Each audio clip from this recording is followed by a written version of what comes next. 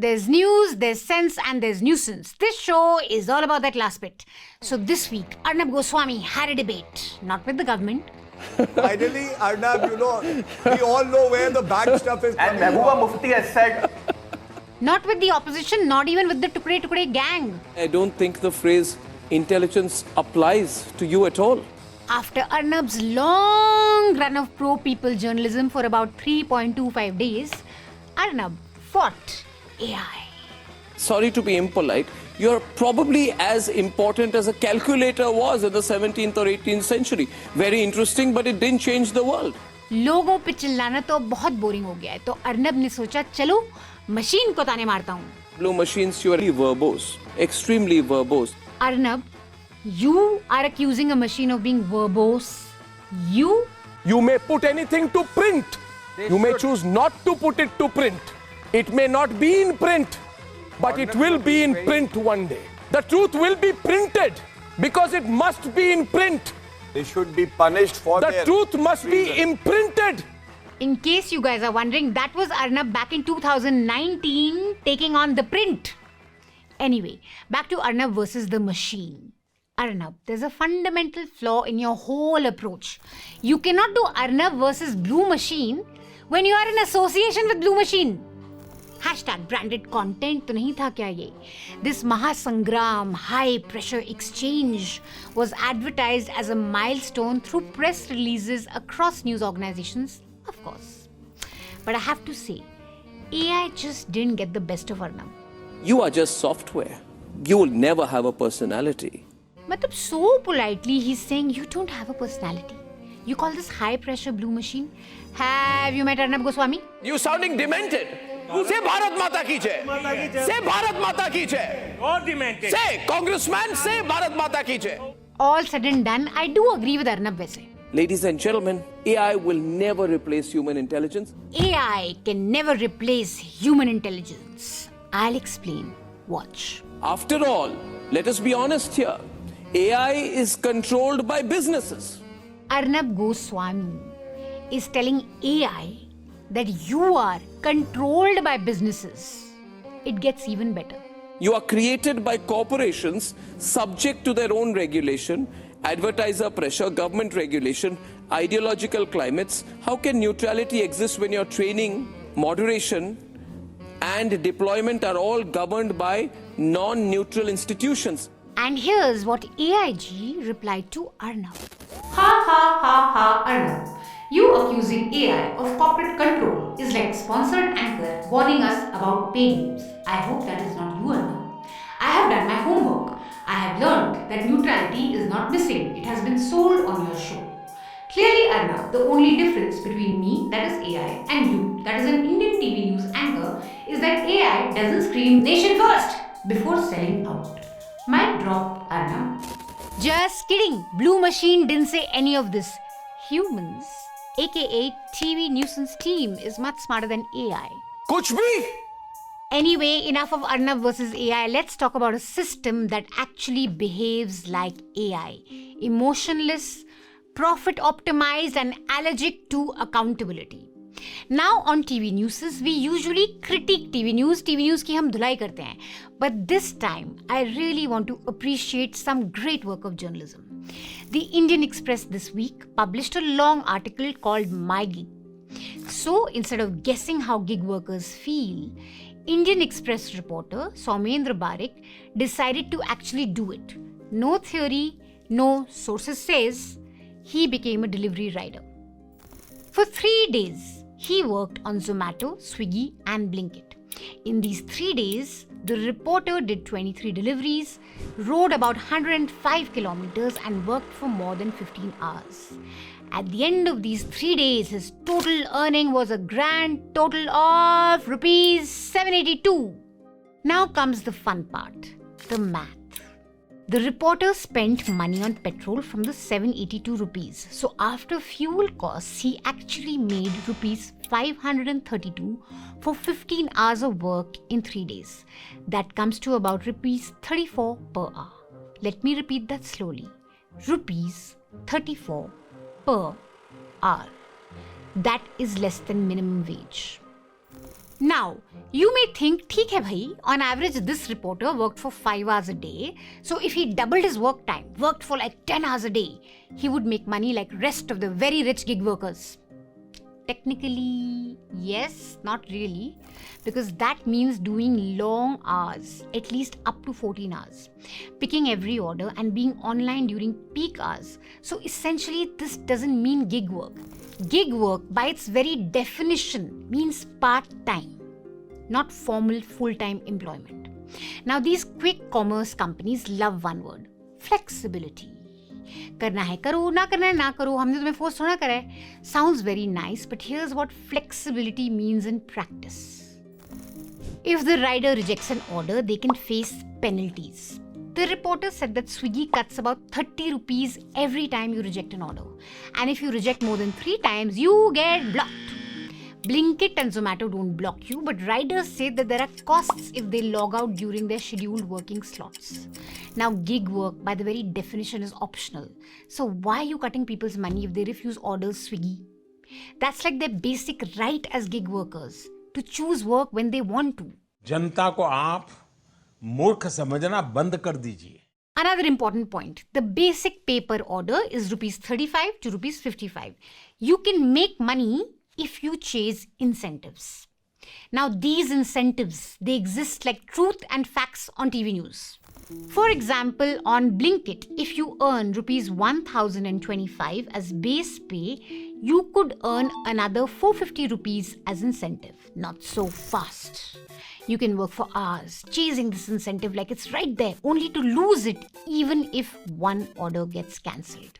So someone didn't answer the door or ordered food and then vanished like a ghost. Tell me how many of you have done that? Or maybe the rider has had an emergency and couldn't take the order. Even a single cancellation can mean that you lose your entire incentive money. So you can work for 14 hours, make sure everything is on time, race against time, only to lose all of it because one order dropped.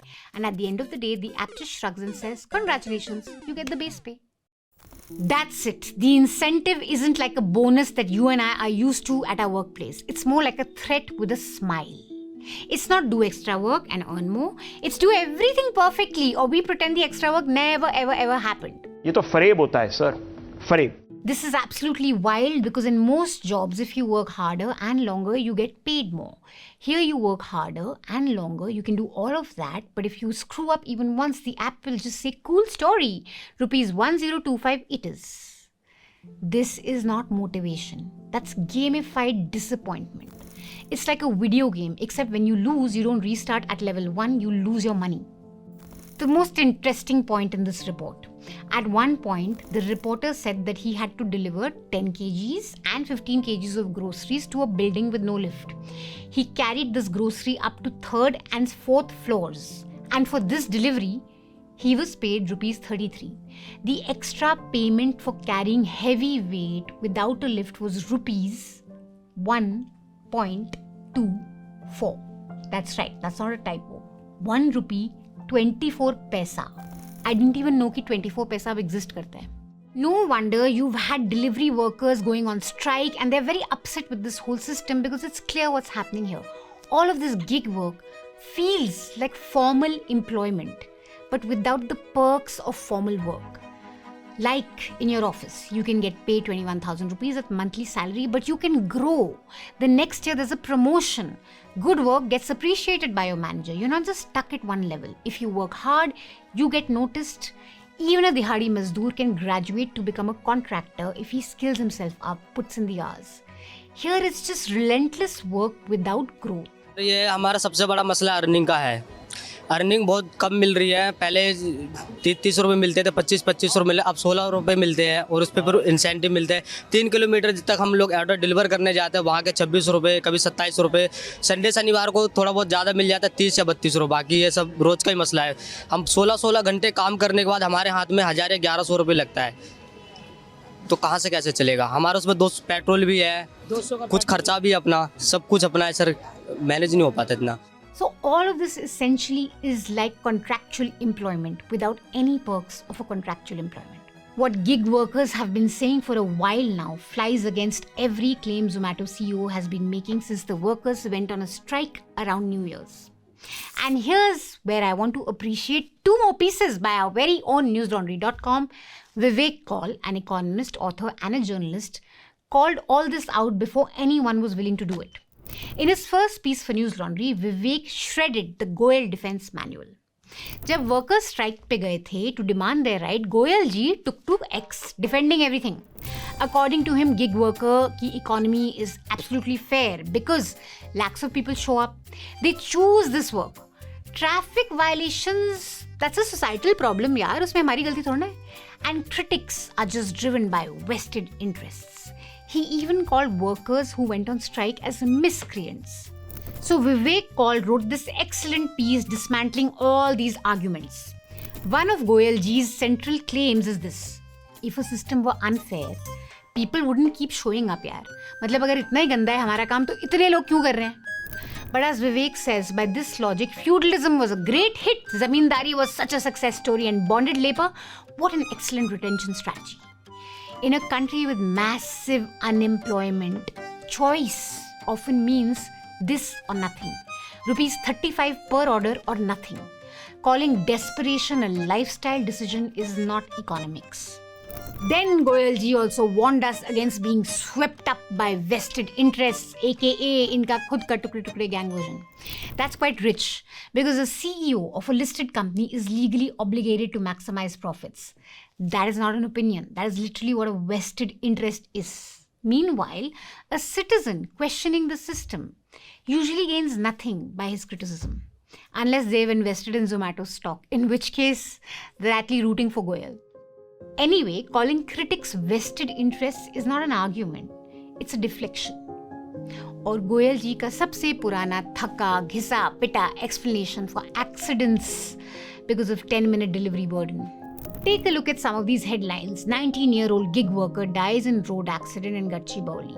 Bengaluru police says 10-minute delivery is causing accidents. It's becoming a headache.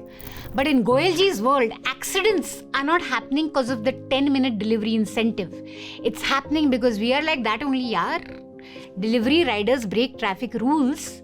That's because Indians are impatient. हम लोग हैं ही ऐसे. मतलब इसमें हमारी incentive की कोई दोष नहीं है. हमारा 10-minute मार्केटिंग जो हम कर रहे हैं उसका कोई दोष नहीं है. ये ट्रैफिक रूल्स हम वैसे ही ब्रेक करते हैं. We are like that only, we're Indians. That's not insight. That's blame shifting. When platforms design incentives around speed and volume, and then they blame society for outcomes, accountability vanishes. We've seen this trick before. Pollution blamed on citizens. अरे ये SUVs क्यों खरीद रहे हैं, गाड़ी क्यों खरीद रहे हैं लोग, ये तंदूर क्यों जला रहे हैं, कबाब क्यों खा रहे हैं, पोल्यूशन तो होगा ही, इसमें गवर्नमेंट क्या करे? ब्रिज गिर गया तो हम क्या करें? क्या जरूरत थी इतने लोगों को ब्रिज पे कूदने की? गंदगी everywhere.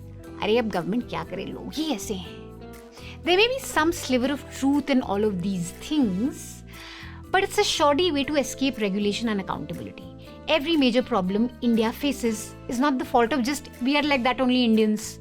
What is the government doing? What are people in power doing? And what about rules and regulations that people in power have been given power to design? After we published this piece, Vivek was called, "Hey, you leftist, Marxist, you bloody jhola chap, you don't even know what capitalism is." And so in his second piece for News Laundry, he explained why none of this is capitalism. In capitalism, profits matter, losses also matter, and who bears risk really matters. Take for instance your humble kirane wale uncle ji. He takes all the risks. He has no venture capital money, no burn rate, no algorithm cushioning losses. If demands drop, he loses money. If costs rise, he absorbs the hit. Platform companies, on the other hand, subsidize demand with discounts. They protect capital with funding, push all the risk downward to the gig workers. सारी responsibility gig worker की है. And then they call it flexibility. That's not free market capitalism. That's risk outsourcing with some very good PR. The gig economy does create work, but it also systematically transfers risk. What India's quick commerce is doing is privatizing profits and socializing losses. As Vivek Kaul says in his piece, history is very clear on this. Markets don't correct power imbalances on their own. They have never done that. Calling desperation choice and churn flexibility may work in investor presentations and tweets that get wah-wah from unbhucks. But it doesn't make the system fair. So the real question isn't whether gig economy creates jobs. It's whether it creates jobs that remain viable once all the risk, the costs and the churn are honestly accounted for. That's not Marxism, that's just basic economics. Check out both these pieces on newslaundry.com. I highly recommend you read Vivek Kaul's pieces if you want to get an understanding of what's really happening here, from someone who actually knows a thing or two about the economy and, well, capitalism. If you want to listen to these articles, you can press on the audio button on our article pages and you can also listen to these articles. Thank you so much for watching this episode. Please remember that good work, honest reporting, good context-rich reporting analysis requires effort. So support good media that's doing it. If you come across a piece that adds value to your life, like that piece, share that piece with your friends and family, appreciate the reporter who's done it, in this case the Indian Express reporter, appreciate organizations like yours truly who also give you analysis that's worth reading. मैं अपनी favourite हूँ. कहने का मतलब है कि अगर आपको कुछ अच्छा लगे, कोई अच्छा काम लगे, अच्छी जर्नलिज्म लगे, तो वो जर्नलिज्म जरूर अप्रिशिएट करें with your like, share, comment and of course your subscription. That matters a lot. Subscribe to News Laundry, guys, if you like what we do. If you like this show, it was quite different from the routine new TV news shows. If you liked us, tell us in the comment section that you liked us and you want us to do more such shows which are more explainer oriented. If you want us to go back to television news ka noise, we will do that next week. Until then, stay mad. That's the only way.